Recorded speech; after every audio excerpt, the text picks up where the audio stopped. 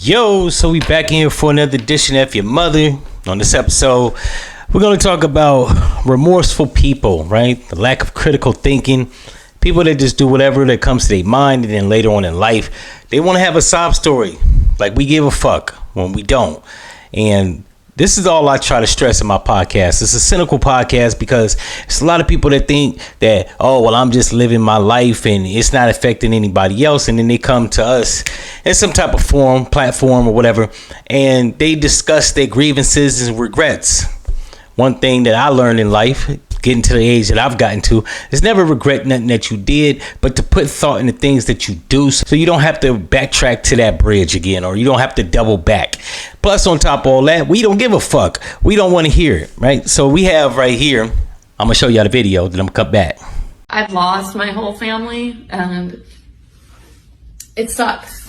So a lot of times when people ask me if they should do porn, I tell them no. I tell them that it makes life really hard. It makes dating really hard. It makes your family life really hard. It makes intimacy hard. You're putting yourself out there and the world is now judging you. You have to be okay with being shamed every day of your life. I don't even want to have children because I do porn, because I'm worried of the way that people will treat my child. With me personally, my mom was supportive in the beginning. She kind of just let me do whatever, that I think it was a good thing. I had a lot of freedom. As time progressed and I became successful, I started to feel like my mom was using me so that she could live a more luxurious lifestyle. When I started to set like these boundaries, not giving her money or things like that, it made our relationship a bit more difficult and almost toxic. And so it sucks. I don't have a mom anymore. So then we have this video right here, this washed up porn star. I don't know who she is. I've never seen her. I've never jacked my meat to her, so I couldn't tell you who it is. She just looks like white bitch number 56. It could be Lana Rhoades, who knows. But in any event, she's talking about how it destroyed her life and her mom was using it for money, and that became a problem when she cut her off. Look, bitch, we don't give a fuck. You knew having niggas yakking your face was going to be a problem. Like, she says she has problems with intimacy, dating. She don't want to have kids. We don't want the gene pool more polluted than it already is. So that's a good thing. And I think life is sacred.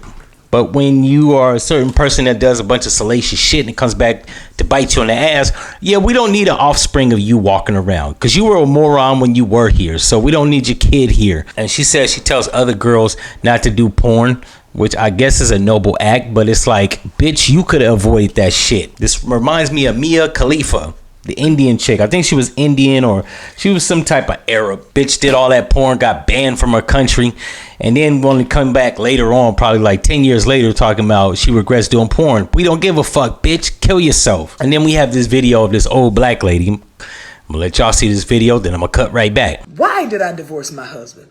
I divorced my husband because I was making a certain amount of money. I divorced my husband because I thought I didn't need him anymore. I divorced my husband because I had this senior position at work and thought I held the same position at home. I divorced my husband because I thought I was better than him because I had my degree now. I divorced my husband because I thought a successful marriage meant I was here and he was down here. That is not success. That's fucking sickness. I found myself divorced and out there looking for love in all the wrong places. Fucking this one and that one and that one and that one and this one and that one. And my body count going up and my value going down. I'm just going to call it like a TI is. All the while, my husband done found somebody else building a relationship and building a life with them.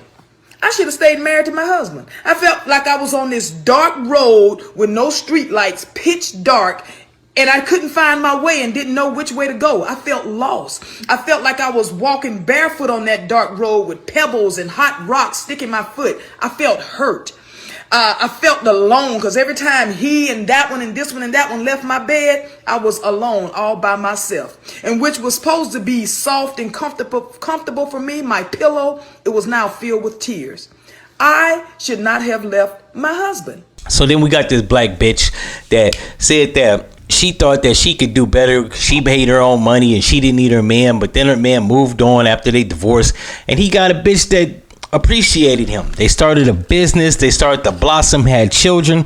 This hoe didn't have no kids, didn't build shit with him. And this is what I call regret syndrome.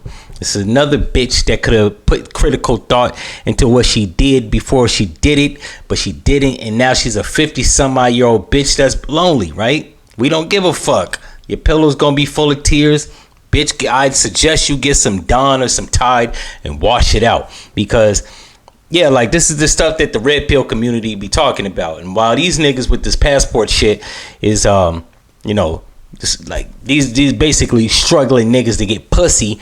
But when some of them do dipset, it has a lot to do with this shit. A bitch will marry you and then later on in life feel like she's not happy, right? Like she's settled. So then she dipset. And, you know, men do like what we always do. You know, we take it on the chin. This shit hurts.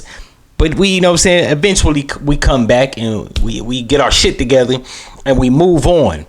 And then these hoes want to have regretful moments. We don't give a fuck, bitch. This is why I say that most women are like grown children. They do stuff in the moment and then they want to come back later on with, you know, an epiphany, or they want to have a second chance. Nah, in life, there's only first chances, bitch. You struck out. Live with your regrets. And in the words of Kevin Samuels, you're probably going to die an old maid. And that's not to rub it in, but that's true story. Like, we don't give a fuck. And then lastly, we got this video of this, not necessarily a woman, but a bitch type nigga that had a regret of getting surgery, bottom surgery. Listen to this shit, was painful. I could barely do it. It took me about 20 minutes to listen to this. Just me imagining getting my dick cut off was like traumatizing in itself. I'm gonna let y'all see the video and come back. I was diagnosed with vaginal stenosis, and if you don't know what that is, it's basically when scar tissue gets built up inside of the vaginal canal to the point where it's like extremely tight and uncomfortable. And the thing is, for the first year after getting bottom surgery, you have to dilate your vagina religiously because it's a brand new canal that needs to be kept open religiously for the first year. And now that I have this stenosis, I physically cannot dilate. Wow, Zaya, I'm really sorry to hear that. Maybe part of the reason why you have to dilate your vagina religiously following that procedure is because it's not a vagina. And hearing you say, I knew it was going to be hard, but I didn't know it was going to be this hard. This is what I'm talking about when I say that sociology overriding biology disturbs me. Did somebody have to explain to Zaya that it was going to be real hard to chop off his dick? Okay, so then you have this weird ass nigga that got his penis chopped off and got it blown into a flower and was talking about how he got his joint cut off and how it became extra tight. I bet it did. Removing your penis and then drilling a hole there, and this shit is hurting while I'm talking about it. Yeah, it's gonna be tight, motherfucker, because you got muscles and nuts. You're still gonna have to get that prostate checked out when you're 40, so that was a stupid thing to do. However, I will say I would actually call this motherfucker a she, or a bitch ass nigga as we used to call him. You ain't got no penis. Hey, this is like a form of mental illness. I've been saying this. Any person that goes through with getting their genitalia mutilated needs to seek psychiatric critical evaluation, something. This is when they need to institute conservatorships or whatever the fuck Britney Spears was on when they do stuff like this. Like, the fact that this person was sitting in the car casually talking about it and it's not crazy in the head is beyond me. But they say 59% of these motherfuckers commit suicide, so it's a matter of time. In any event, it's just been my thoughts, ideals, and opinions on this. And I'm not championing suicide, and I have nothing personally against these people, right? These regretful porn stars, old black bitches, or weird bitch-ass trainee niggas. I just want to poke fun at them. This is the brick wall of reality when people think that they can just do whatever that comes to their mind, and then later on want to express to us, like, their sorrow and regrets. Like I said previously, we don't give a fuck.